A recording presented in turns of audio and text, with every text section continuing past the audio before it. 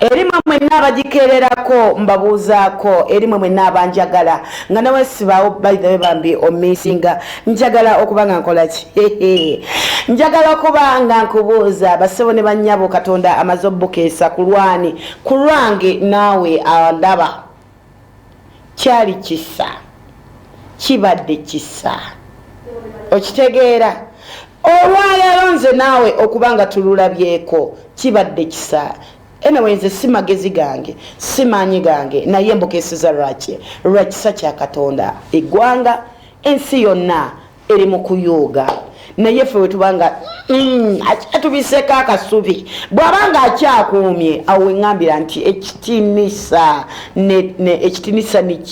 nikyawe Ruhanga ekitiibwa kyoyo Mukama Katonda nannyini eggulu n'ensi akyambiseko akasubi nze naawe akyabise ku ggwanga lyaffe Uganda. Manyi Uganda natunuddemu n'endabanga bingi nnyo eno Uganda nnene ate Uganda y'abantu abatakkiriza. Amina. Omuganda alina olugero olugamba nti amaaso g'Omuganda gali mu ngalo. Kakati amaaso ga Uganda gali mu ngalo. Ebintu tubitwala simple. Amina. Neba nagamba nti coronavirus atuuse Masaka. Mulimu ababa bagala okwambala engatto basooke batuuke Masaka ku soosi balabe kiri kitya. Oli bw'omugamba nti munnange nno wandinaabyeko mu ngalo agamba nze besaagala kumanya. Ekyo bakiyita ki maaso ga Muganda kubeera mu ngalo naye nga bambi eggwanga lyattu our nation Uganda ngisitula ngiyimusa nenjiteeka mu mikono gya Katonda. Bayibuli egamba bw'atakuuma kibuga abakuumi bakuumira bwereere. N'olw'ensonga eyo Mukama bw'atagwanirira Uganda yattu, Mukama bw'atateeka kasubi ku Uganda yattu, ekyamazima ne bwe tunaakola ki abakuumi bajja kuba bakuumidde bwereere. Ekirwadde kitagala naye nsaba Katonda bwe kiba kitagala ffe kitubuuke oba kyeyongere oba kiragewa nange simanyi. Naye nga njagala okubalamusaako mmwe mwenna bambi abagikererako programu yaffe ey'omukisa gw'okumakya. Waliwo abali ku Facebook nga kwe bandabira nammwe mbabuuzaako mu linnya erya Yesu Kristo omwana wa Katonda omulamu abatagivaako ng'ogamba ekyamazima ekijja kijje nze nasalawo ne ŋŋamba ABS ye yange.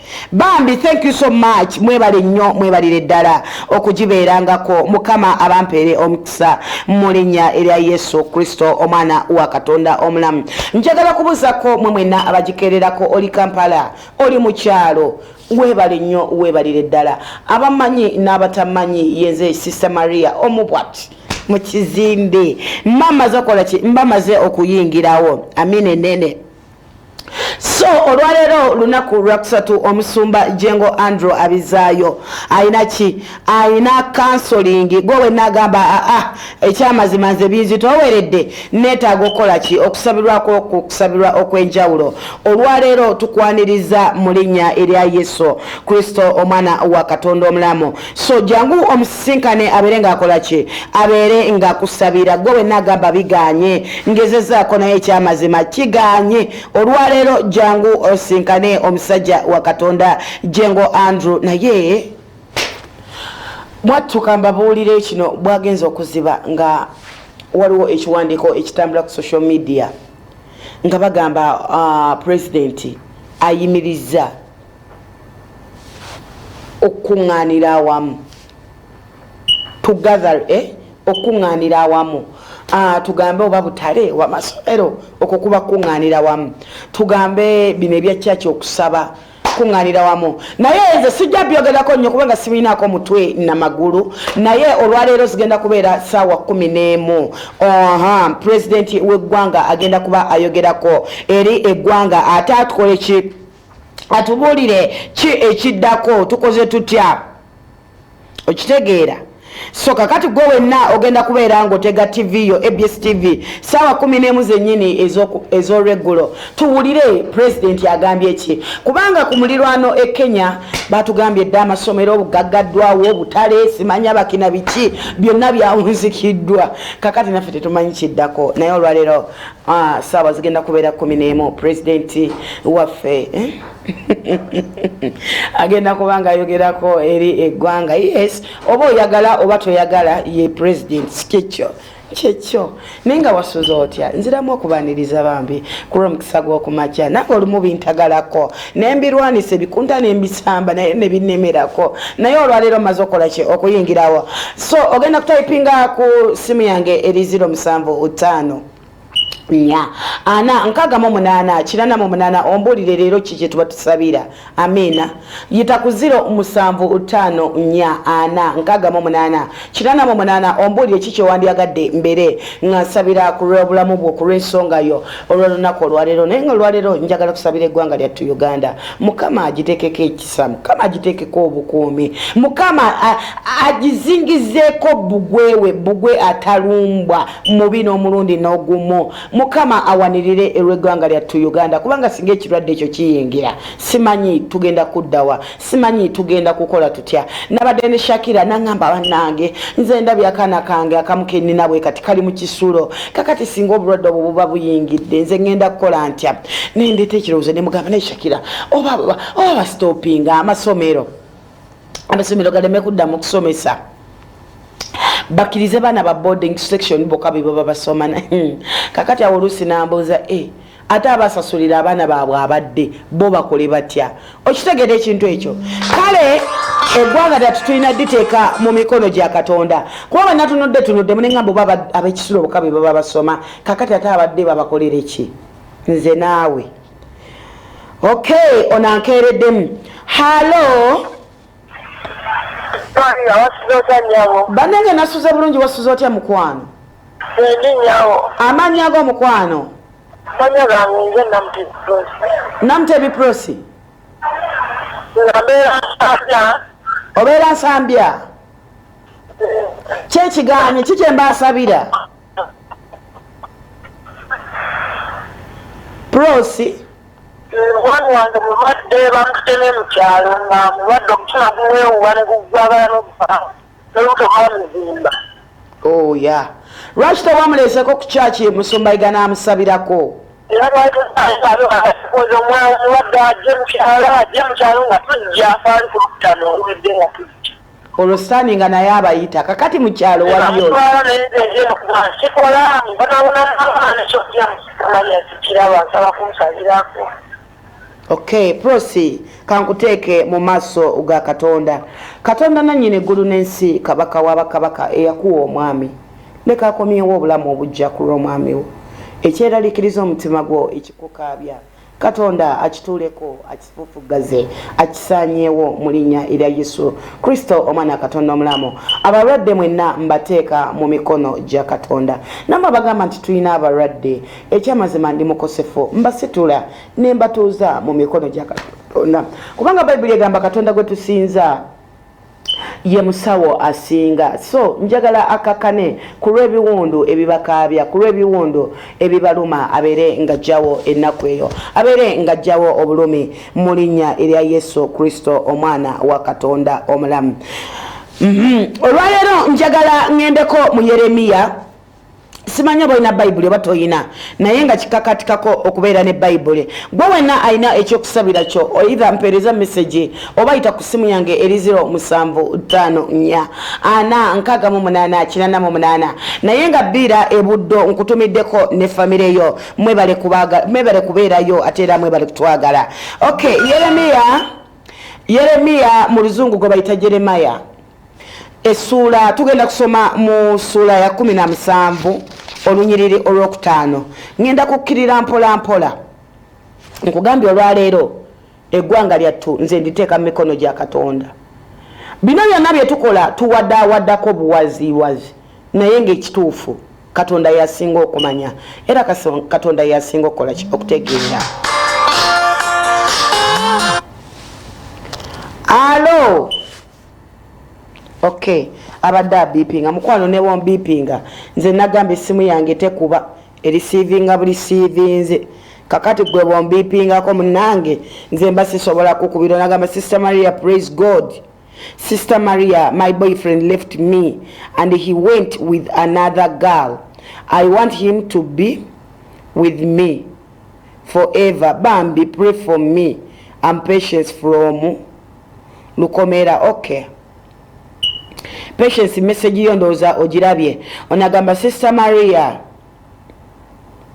school fees aganye ow'omwana bamugobye ku Tuesday era tanaddayo ali waka. Mmwe mwenna abalina ebizibu bya school fees mbasabira bambi Katonda abatemere amakubo ewatali makubo musobole okufuna school fees mu linnya erya Yesu. Onagamba Sister Maria praise God. Okay, eyiseewo. Onagamba atya Mukama yebazibwe. Sister Maria nkwagala nnyo n'abasumba bange lwakuba siba na transport naye nsabira ku TV. Okay, webale kubaayo era Mukama akwe byosinga okwetaaga. Hello. Sister Maria Mukama yebazibwe. Bannanga mina yebazibwe mukwano. Aisha Kayunga Busana. Amanya go mukwano. Aisha Kayunga Busana Sister Maria. Iye Aisha mukwano. Sister Maria ni kusoreka ku mukaga nzije n'ekirabo ekyo. Iye mukwano.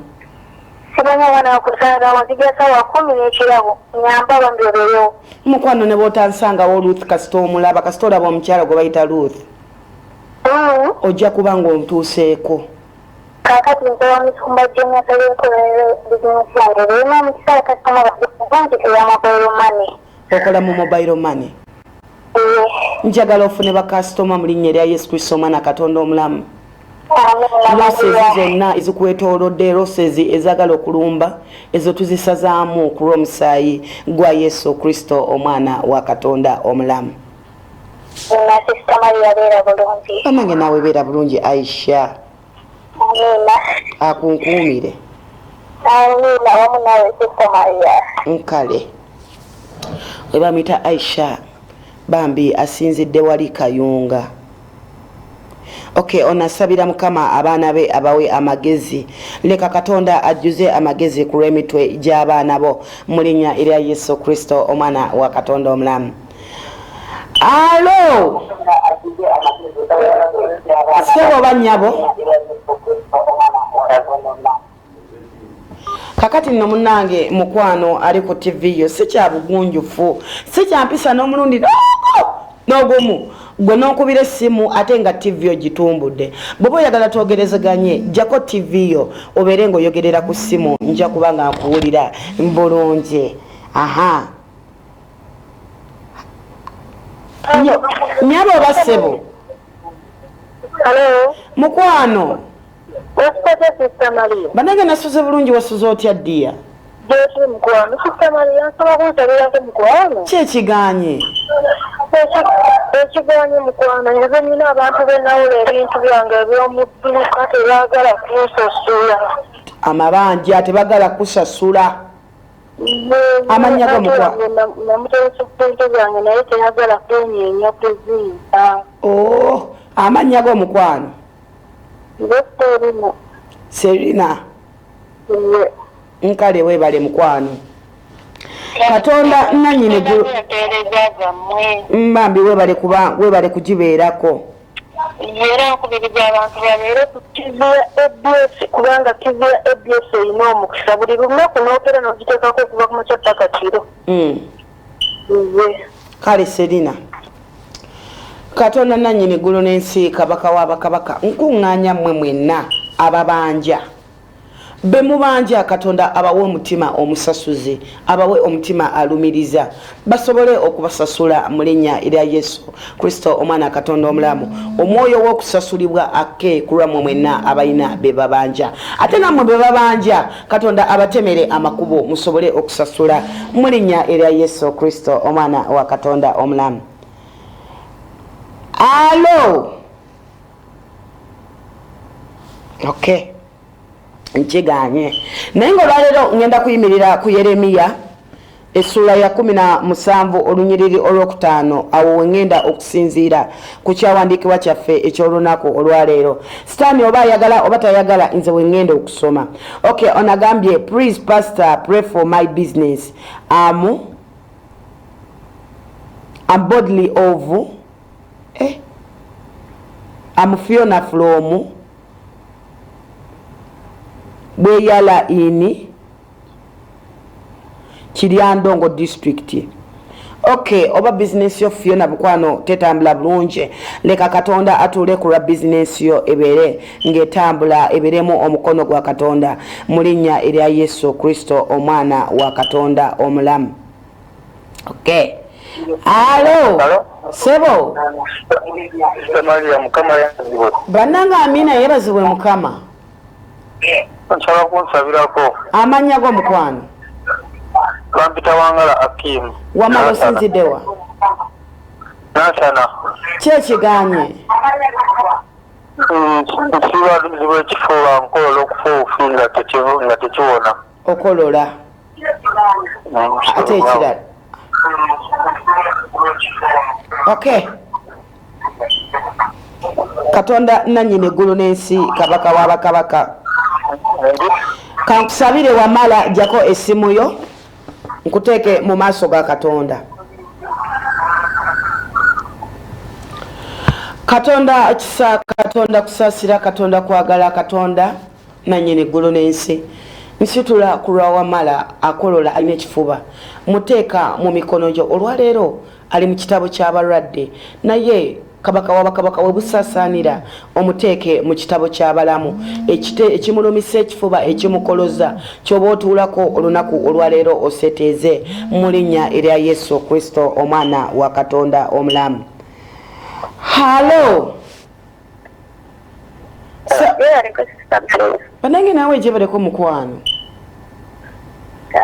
Amanya. Amanya nje n'abasasina. Ye kyekiganye. Esa bakunsabirako. Nina oluyombo mu maka. Olina ki? Oluyombo olulemedde mu maka. Simanyi lwaki omusajja lwakomawo n'oyomba simanyi kiki ekimbiko gw'omwoyo njagala gundeko Sista Maria. Nga gwayomba nga ye yayomba.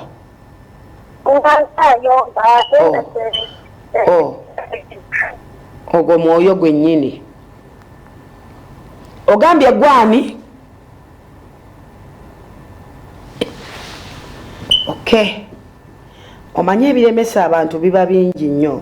Naye ate banange bambi tonyunyizibwa guba mwoyo. Osobola okutandika okuvuma bbaawo nga tewali na nsonga nno mwana wattu neegi emukuvumya. Naye lwakuba nti wabaawo emyoyo egitagala okitegeera. Mulimu ebintu nga giringanga myoyo. Olaba mukazi w'olubuto aba n'emyoyo. Tolina kyomukoze nagamyo simwagala. Talina kimunyirira naye naawulira ng'ennyindo ze zikola ki. Naye bambi nkuteeka mu maaso ga Katonda kuba ekyo ekyagala okusuula obufumbo bwo, ekyagala okulemesa obufumbo bwo, ekyo kyekika wakati wo okuleetawo ennyombo wakati wo n'omwami wo nkisazaamu mu linnya erya Yesu Kristo omwana Katonda omubi. Emyoyo emibi ngimenyaamenya amagulu ate osegere bbaawo omuwa ekitiibwa mu linnya erya Yesu Kristo omwana Katonda omulamu. Alo. Okay.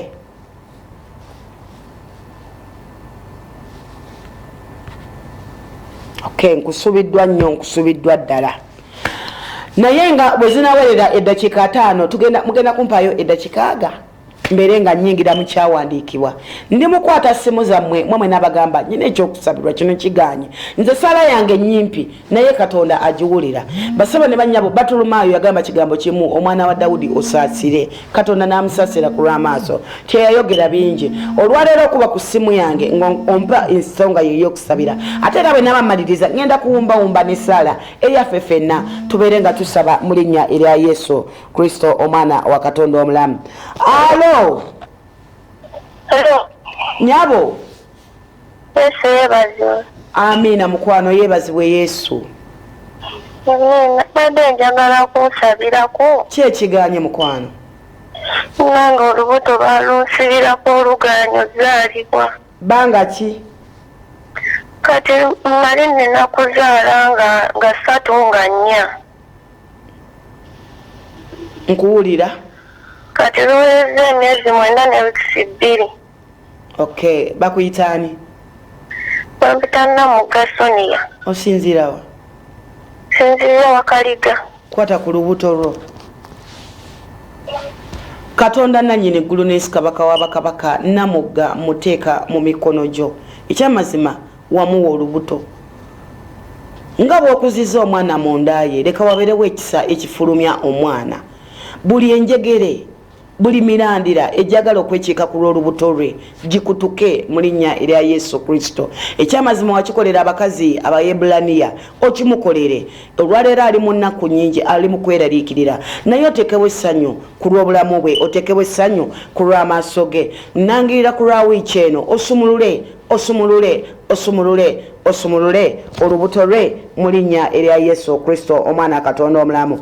Sonia togenda kubuuka wiiki eno ogenda kuzaala era bw'onoomala okuzaala ogenda kujulira Katonda. So Katonda amaze okusumulula egyo gyonna emirandira amaze okusumulula enjegere ezibadde zisibye olubuto lwo. Lindirira ku lwa wiiki eno ogenda kuzaala singiza yogera naye Katonda bw'atyo bw'ayogedde okuyita mu wiiki eno ogenda kuzaala omwana ate omulungi omwana omulamu. Sigamba nti ogenda kuzaala omwana afe nedda ogenda kuzaala mwana mulamu mu linnya erya Yesu Kristo omwana Katonda omulamu. Alo sebo banyabo Osirete Samaria banange nasuze bulungi wasuze otya ndabya kugamba naye yakunsabira kumusibiribonera kandi kusota ndoota ebintu nga bimpugwa oloota ebirooto ebibi ndoota nga n'ebisomo sote munene ogwo mwoyo sobola kunsabirako ogambye gwani Jena Joseline ani Jena ani Jena erinnya siriwulira osinziddewa Kayunga oloota ebirooto ebibi kale kankusabire mu linnya erya Yesu Katonda nannyini eggulu n'ensi kabaka wa bakabaka nsitula omukyalo oyo aloota agalooto nsitula ku lw'omwami oyo aloota agalooto ebirooto ebibi aloota empologoma aloota misota aloota emisambwa egyo myoyo ejagala okuzikiriza ku lw'obulamu bwe ejagala okwekiika ku lw'obulamu bwe emyoyo gy'okuloota agaloota agabi olwaleero leka gife mu linnya erya Yesu Kristo omwana Katonda omulamu emisota ejagala okumumira emisota ejagala okumuzingiza egyo giba myoyo olusi gya kika myoyo gya lubaale emyoyo gy'emisambwa ngisazaamu ku lw'obulamu bwo mu linnya erya Yesu Kristo omwana Katonda omulamu buli kirooto ekibi ky'obadde oloota nkivuunika buli kirooto ekibi ky'obadde oloota olwaleero nkiwunzika mu linnya erya Yesu Kristo omwana Katonda omulamu buli kirooto ekibi nkisazaamu ku lw'obulamu bwo ng'ogamba nti amiina amiina amiina. Okay. Alo sebo banyabo nze bampita Sister Rose ngene Kayunga ekangulumira Sister Rose mukama yeebazibwe. Sister Rose kiki oyagala tusabire? njagala okunsabirako empola tebansasula emirimu gyange tekitambula bulungi omwoyo gw'amabanja nekalumire newaffe eriyo ebintu bye baleeta ku kyalo biyita abaana tutaba otusabireko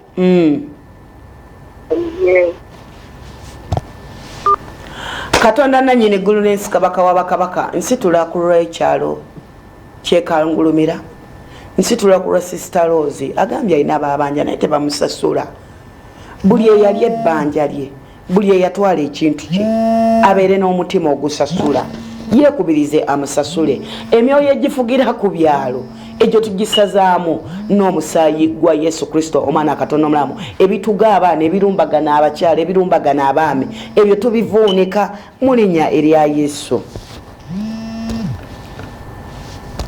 Halo sabo oba nnyabo. Okay. Onampereza message agamba good morning Sister Maria, pray for me so that I can get a job. I'm Letitia from Bulenga. Letisha leka Katonda nannyini eggulu n'ensi kabaka w'abakabaka akolewo ekisa ofune omulimu bw'otaakozesebwe ofune capital obeere nga weekozesa obeere n'omwoyo w'okumanya n'okutegeera okole bizinensi yo erwaninge mu linnya erya Yesu Kristo omwana wa Katonda omulamu.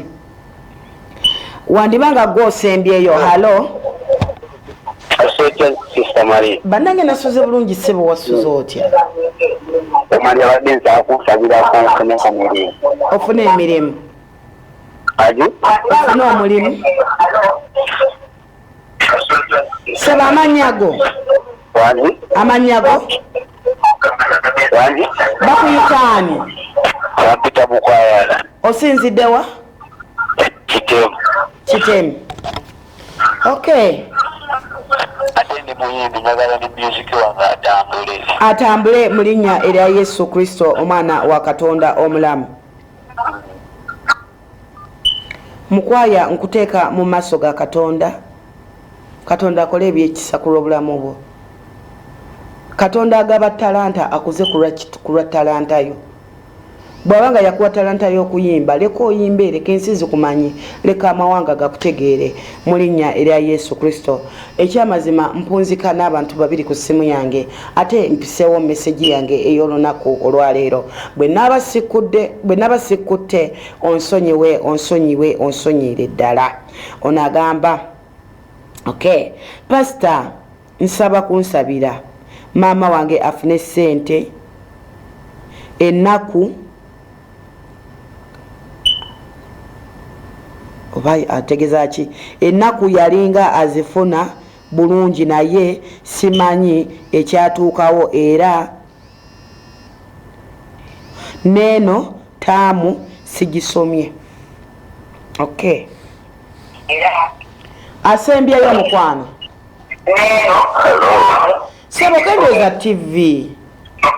Wanje? Kendoza ku TV yo. Nkuwulira ssebo. Njagala okusaba. Ani ono? Bampita Innocent. Ino osinziddewa? Nsinzidde Makerere. Makindye. Makerere maama. Makerere. Yes. Ki ekiganye?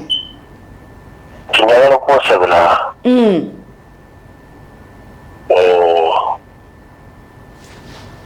Hello? Nkuwulira mukwano. Njagala okunsabira. Ayagala musabira kyoyagala okusabira mukwano tokyogera kati awo sikutegedde. Ono bambi totaddeeko mannya goba gwani nange sikutegedde. Pastor nsaba kunsabira mama wange afune ssente ennaku yali azifuna bulungi naye simanyi ekyatuukawo era okay, netaamu eno yennyini sigisomye. Leka Katonda ateme amakubo ewatali makubo omusobole okufuna ssente ate taamu eddako bambi mama wo asobole okutwala ku ssomero. Onagamba good morning Maria, please pray for me. I have HIV. Please pray for me. Munatukunda. Kisoboka Katonda okukyusa omusaayi gwo. Kisoboka Katonda okukyusa results zo. Natukunda sekugamba nti Katonda amala tamala. Naye emira eddagala nga bw'osaba Katonda ajja kuleetawo enjawulo okulwa obulamu bwo. Ssebo oba nnyabo? Mukwano? Halo? Nkuwulira. Halo? Hello? Wanji?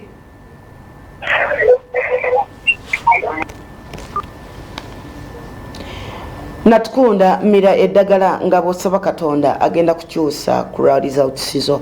Togaana okumira eddagala n'ogamba kasita nafunye Yesu kasita nkeera n'ensaba. Yes, Katonda byonna abikola naye nze mbakubiriza ne bagamba nti Katonda gwe tusaba bamuyita Katonda kikolwa. Bw'onoobeera n'ekikolwa Katonda wagenda okusinziira okoleere bulamu bwo agenda kukikola mu linnya erya Yesu. So mmwe n'abalwadde abandaba nziramu bakubiriza bambi mira eddagala Katonda akyuse ku lw'obulamu bwo. Ekyamazima olwaleero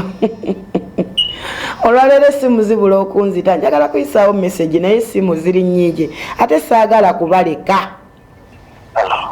Sebo njagala kufuna omukazi sirina mukazi njagala bansabire. Oyina emyaka emeka atalina mukazi?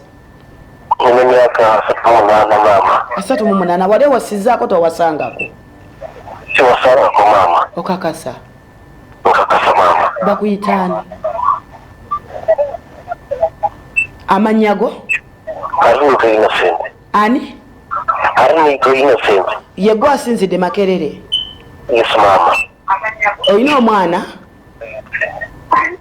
Nina omwana omu. Naye nga towasangako? Siwasangako maama. Naye ng'olina omwana? Nina omwana maama.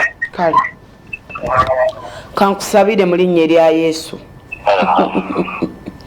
Katonda nannyini eggulu n'ensi kabaka w'abakabaka Kulwa Innocent ekyamazima ayayanira mukyala, omuwa omukyala gw'ayagala, ow'okumumanya ate era ow'okumutegeera. Muwa omukazi kubanga wagamba buli kitonde ekikazi kirina okubeerako ekitonde ekisajja, buli kitonde ekisajja kirina okubeerako ekitonde ekikazi.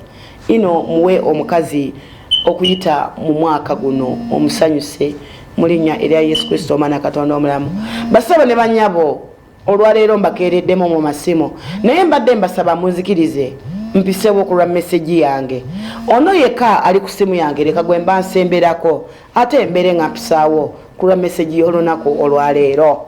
Gwasembyeyo nyabo oba ssebo? Halo? Alo? Tasobodde kwogera. Nkwegayiridde toddamu kuba simu yange. Nkwegayiridde bwegayirizi. Nkwegayiridde. Okay. Eno message egamba Sister Maria Mukama yeebazibwe. Naye njagala onsabire nfune ssente nsobole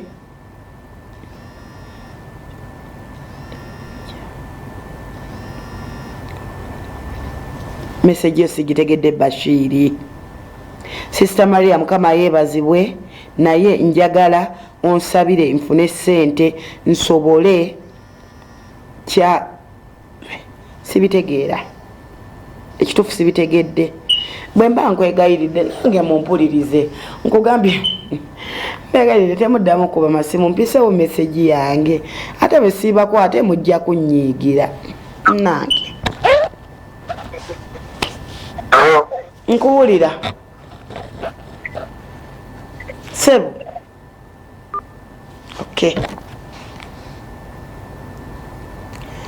Bashiri message yabambi sigitegedde oluganda lwo lunsuseeko nangamba good morning Sister Maria, pray for me so that I can get a job. Okay.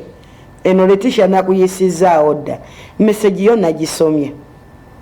Kangende mu kyawandiikibwa kyaffe ekyolunaku olwaleero. Besikute bambi temunyiigira ate olunaku olw'enkya njagala mubeeremu bamu be basookerako okuba. Naye nga bw'oba okuba ku simu yange eri 07546888 osobola okutayipinga message yo nja kubeera nga njiraba mu magezi. Ku lwakyawandiikibwa kyaffe okyaleero si magezi gange sinze nkyewadde nze Katonda kyampadde okuba nga nkola kye mpisaawo okulwa olunaku olwaleero. Naye nga Lawrence ali mabega wa kamera ate era yabikwasaganya wali mu control room. Omukulu Lawrence big up webale nnyo ombeererawo by the way simanyi kyakukolera naye ng'ombeererawo.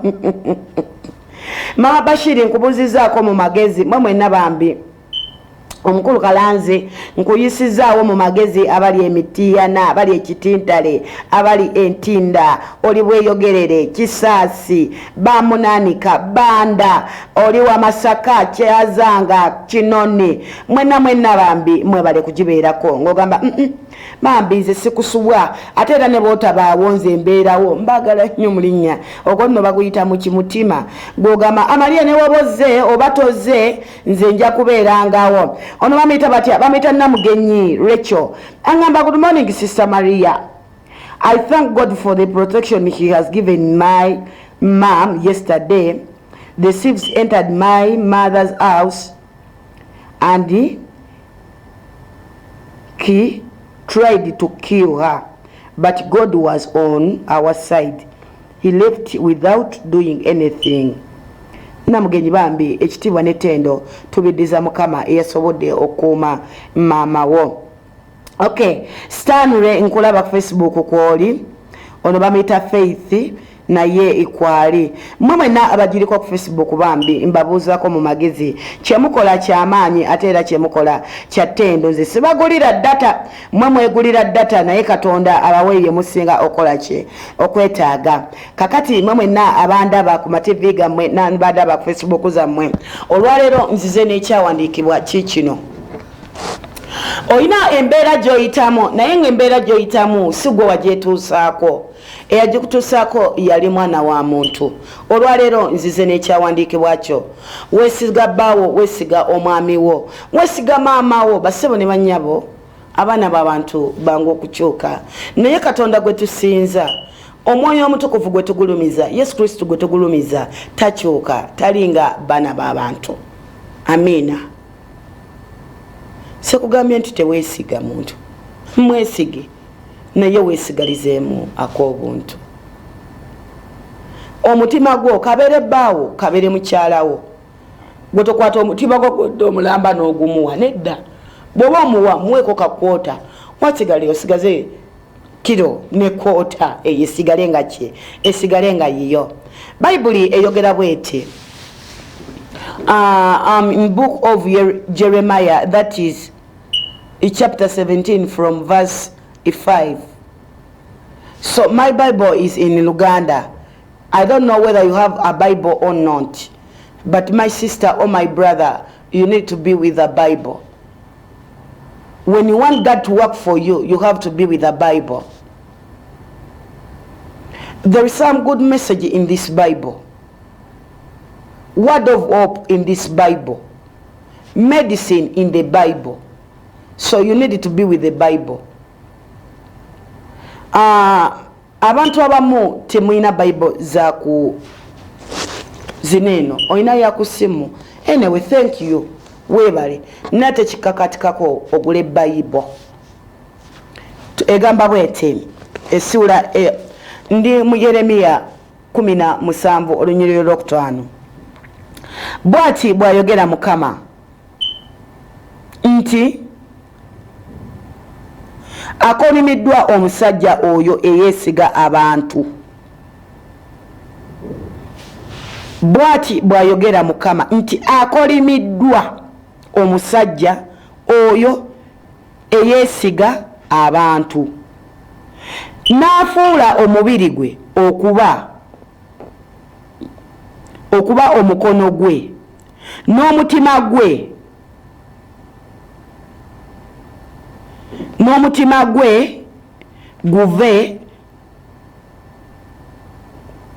guve ku Mukama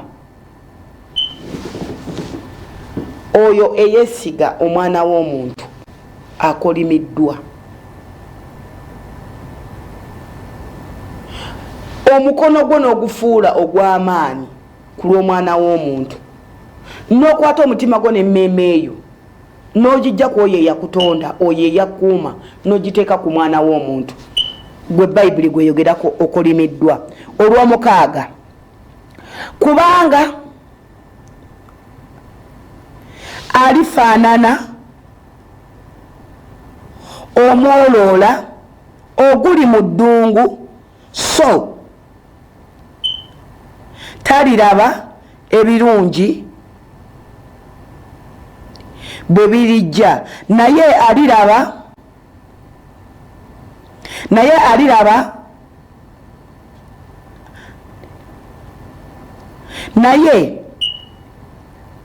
alirabira mu biwalakata mu ddungu ensi ey'omunnyo so etaliimu bantu. Olw'omusanvu alina omukisa omusajja oyo eyeesiga Mukama era Mukama ly'essuubi lye. Alina omukisa eyeesiga Mukama era nga Mukama ly'essuubi lye. Olwo lwa musanvu. Olw'okutaano lugambye bwati bwayogera Mukama nti akolimiddwa omusajja eyesiga abantu n'afuula omubiri gwe okuba omukono gwe. Katonda lungamya ku lw'ekyawandiikibwa kino si kyange naye byawandiikibwa okuva eri ggwe Omwoyo Omutukuvu. Akolimiddwa eyesiga omwana w'omuntu n'afuula omubiri gwe okuba ekyokulwanisa. Okozesa kamwako. Akamwako it's part of your body. Okozesa mikono gyo. Emikono it's part of your body. Okozesa ki? Gwe kyoyita ekyokulwanisa kyo. Okikozeseza otya by the way? Buli kyokozesa okulumya munno wandibanga oli kikolimo. Okozesa mikono okukaabya abalala. Ebigambo byokozesa bimenya abalala omutima. Ye gwe Mukama gwayogerako wano. Yeremiya essula ey'okutaano, essula ey'okuminaana, olunyiriri olw'okutaano. Okolimiddwa.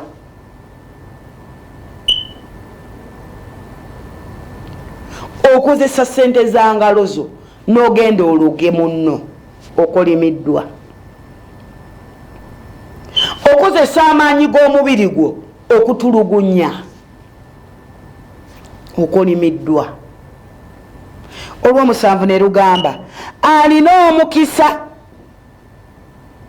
omusajja oyo eyesiga Mukama era Mukama ly'essuubi lye.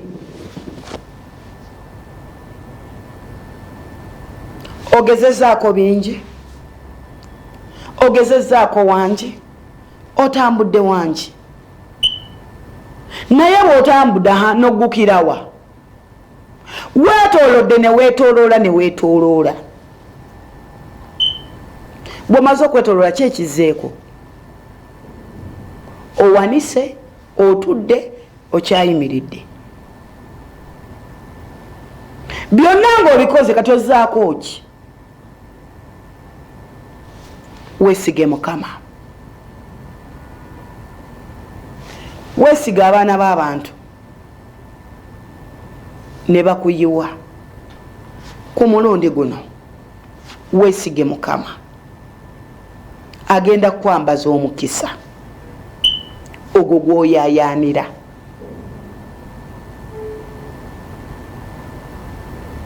Weesigako ku ssente zo ng'olowooza ziyinza okweyimirira. Ssente tezakweyimirira, naye ku mulundi guno weekuŋŋaanye, weeyooleyoole, weesige Mukama. Alina omukisa eyeesiga Mukama. Alina omukisa ali mu Mukama. Basaba ne bannyabo, Katonda bw'akwambaza omukisa aba akwambazizza.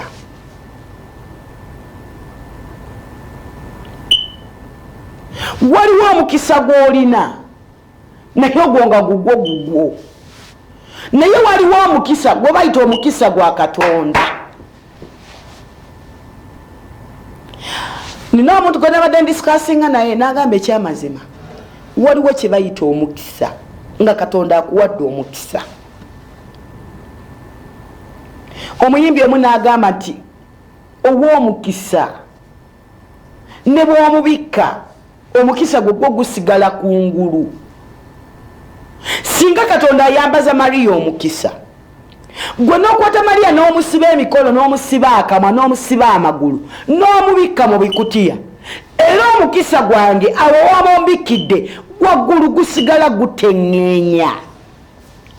Omukisa Katonda bw'akwambaza omukisa obanga butto ku mazzi,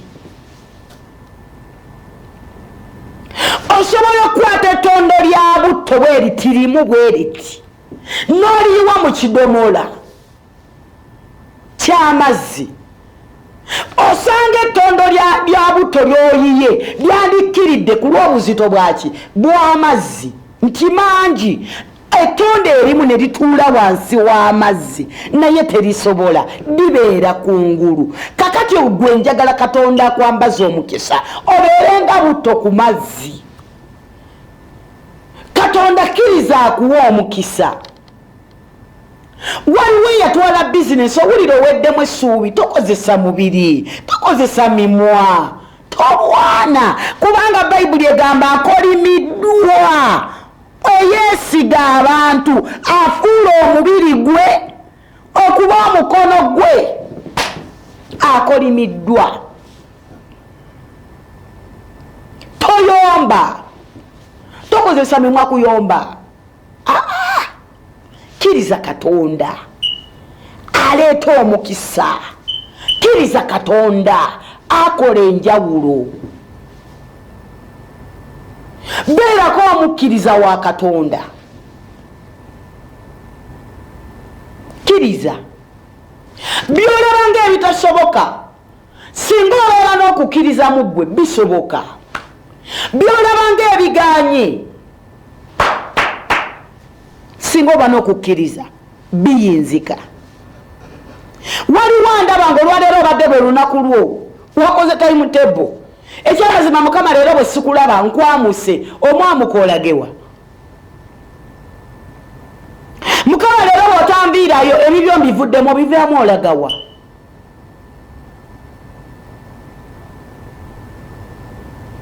Nkwaniriza mu kiko ekironde. Gwe yagamba byonna mbadde mbikoze naye biganye. Olwaleero taani kubayo taani. Watolodde n'oyingira ku roundabout wonna notolola amasabo gayingidde bakunyokeza obubbanni byonniminde zifuuye ensaso zinyenyeza. Kakati olwaliro wetolole oyingire ekkanisa ya Kristo jangu olokolebwe. Weetunze okozeseza omubiri gwo. Oli mwana wa mwala, oli mukyala gye wagenda okunoonya okubeerwa wawunziko waddeyo omubiri gwo. Ebiduulo biyingidde omwenge ogunywedde kati tokyayina kubeerwa. Olwaleero Katonda akwagala. Nabagamba Katonda gwe tusinza, Katonda gwe tusaba bamuyita Katonda kisa, asaasira, Katonda awulira. Bw'ona omusaba agenda kwanukula ku lw'essaalayo, bw'ona omukoowoola agenda kuddamu. Sembeza Yesu, kkiriza Katonda, weebikke mu ye, weekweke mu ye. Teri agenda muleba kuzaala n'asindika mwana n'ayonsa omwana n'akuza omwana we n'ayagala aveemu ekintuntu. Buli azaala n'akuza ayagala afune ekyomuwendo, ayagala yenyumiririze mu ekyo kyakuzizza. Olwaleero bw'ona ojja eri Katonda akuzadde, agenda kuyonsa, agenda kulera era ayagala ofuuka ekyomuwendo. Obadde okozesa magezi go, obadde okozesa kumanyako, olwaleero kkiriza okakkane maaso ga Katonda afuga eri obulamu bwo. Bw'ati bw'ayogera Mukama nti akolimiddwa omusajja oyo eyeesiga abantu n'afuula omubiri gwe okuba omukono gwe n'omutima gwe guva ku Mukama, kubanga alifuula kubanga alifaanana omwololwa oguli mu ddungu, so taliraba birungi bwe birijja, naye aliraba mu biwalakata mu ddungu, ensi ey'omunnyo. Alina omukisa omusajja oyo eyeesiga Mukama, era Mukama ly'essuubi lye. Kikyo njagaza olwaleero.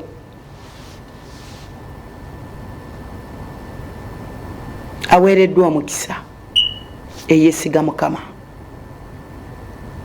Weewaawo embeera ekyagaanye, naye bw'oba weesiga Mukama oli mu lubu lw'obw'omukisa. waliwo wano ekinyumira owulira nti bano balunyiririrwa gundi bano beddira kino kakati ffenna abeesiga Mukama tulina olunyiriri we tusimbye bw'obanga weesize Mukama simba mu lunyiriri. Katonda njagala abakolera ebyekisa.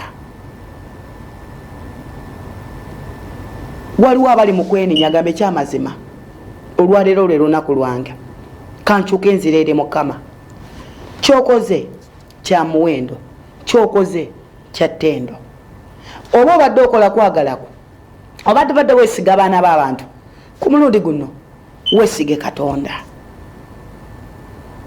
Takusekerera, taswaza ate era talekerera. Simba mu lunyiriri lwe ogenda kulaba ebirungi bya Katonda. Basebo ne banyabo guno baguyita mukisa gwa kumakya ziba ssaawa 11 paka ssaawa 1 maze okubbayo eddakiika 1 naye njagala nsabe muzina eddakiika 4 zisigadde mbeere nga mbeerekereza. Nsomye katini naye olwaleero njagala oyiteko mu Yeremiya. Ntandikidde ku ssuula ya 5 n'enkoma ku y'omusanvu. Ojja kukkirira mpola mpola okyuka odde eri Katonda. Wewombeka embeere nga nsaba essaala ate nve mu kifo kino nkujjukiza olwaleero omusumba Jengo alina counseling ate mmwe mwenna abandaba waliwo ebitambulira ku social media simanyi oba bituufu oba si bituufu naye olwaleero lwe tugenda okufuna ekigambo okuva eri omukulembeze tuzzaako ki ng'eggwanga lyattu Uganda. Wewombeke tusabe. Katonda nannyini eggulu n'ensi kabaka w'abakabaka njagala okwebaza ku lw'abaami n'abakyala abakeeredde ku puroguramu ey'omukisa gw'okumakya. Bafuula omukisa abalwadde obafuula omukisa abalina ebizibu eby'enjawulo obafuula omukisa. Buli andaba alina okuyaayana ku mutima gwe n'emmeeme ye. Okuyaayana kwabwe wowe otuula. Waliwo abandabira mu maziga, waliwo abandabira mu bulumi. Katonda kisa osasire ku lw'obulumi. Katonda kisa osasire ku lw'amaziga ge bakaaba. Omwoyo omutukuvu weegulumize mu bbo. Omwoyo w'ekisa olwaleero tulusitula mu mikono gyo. Kulebe bye tugenda okukola, kulebe bye tugenda okukwatako n'emikono gyaffe. Leka gibeereko ekisa kyo. Obujulizi bwo bweyolese mu ffe. Obujulizi bwo bubeere ku mimwa gyaffe. Amaaso gaffe galabe, amatu gaffe gawulire, emimwa gyaffe gyogere ebigambo ebisaana, ebigambo eby'okusinza. Amaaso galabe ebirungi, amatu gawulire amawulire amalungi. Kabaka w'abakabaka kulaba bonna abalina emirimu gyabwe obagaziyizeewo, batemere bakasitoma ewatali bakasitoma, basanyuse. Abalwadde bonna mbateeka mu musaayi gwo. Waliwo abayisa ku masemo ku ssemu yange nga bakuba balaajana, nga bakuba bakaaba. Olwaleero bakaabye naye olunaku olw'enkya obambaze essanyu. Bizinesi waliwo abakaabira fiizi, waliwo abakaabira obufumbo, waliwo abakaabira abaana, waliwo abali mu bulumi. Omwoyo omutukuvu ekyamazima olaba ate era owulira. Ku lwabo bonna abatudde ku lw'omukisa gw'okumakya banfuulira omukisa, bambaza omukisa. Waliwo abalina bizinesi obambaza omukisa ku gye bakolera, waliwo abalina obufumbo obambaza omukisa ku lw'obufumbo bwabwe. Kitange omutukuvu wiiki eno walangirira nogamba twenenye ate era tusiibe, otukolera ekisa okuyita mu kisiibo kye tulimu, okolewo enjawulo. Eggwanga lyattu Uganda ndisitula mu mikono gyo. Olyetolooza omusaayi gwo, olyetolooza okubeerawo okwo. Kuuma ku lw'eggwanga lyaffe Uganda, kuuma ku lwaffe ffenna abatuula mu Uganda. Omukisa gwa Katonda, ekisa kya Katonda kibabeereko mmwe mwenna ababeera ku ABS TV, kibabeereko mmwe mwenna abampulira obuwulizi naye nga tolaba. Katonda abakolera ebyekisa. Ekisa kya Katonda kibambalire mmwe mwenna abagikereddeko olunaku olwaleero, abandabira ku Facebook, abandabira ku YouTube. Katonda abateekeko ekisa. Basebo ne bannyabo mufuuke omukisa okuva ebuvanjuba ebugwanjuba mumambuka ne mu maserengeta mubeere omukisa mu linnya erya Yesu Kristo omwana wa Katonda omulamu. Olwaleero olunaku lwa kusatu ate tusinkane enkya ku lunaku olwokona. Sisobola kusukkawo leero naye mbakubiriza mwekweke mu Yesu. Ebibyo byonna bizingekodde mu Yesu. Ogezezaako byonna naye olwaleero simbako mu lunyiriri olwa Yesu Kristo omwana wa Katonda omulamu. Amanya n'eddoboozi Sister Maria Ke Omubwat mu kizimbe emabega wa kamera abadde ne Lawrence ate era nga ne mu control room abadde akikwasaganya. Tusinkane olunaku olw'enkya. Gwe wenna ayagala okulaba Musumba Jjengo keep time akeera mbona tukaleeti ekyamazima ogenda kusanga agenze. Olunaku olwaleero jangu n'esigo ya mitwalo 10 atandika ssaawa 4 paka ssaawa 8 omusinkane naye nga mwemina abajekeereddeko mbabuuzizaako mu magezi ekisa kya Mukama waffe Yesu Kristo n'okwagala kwe Ayi Katonda okusookimuka Omwoyo Omutukuvu kubeere naffe ffenna n'eri abooluganda bonna emirembe gitaggwaawo. Amiina, amiina, amiina.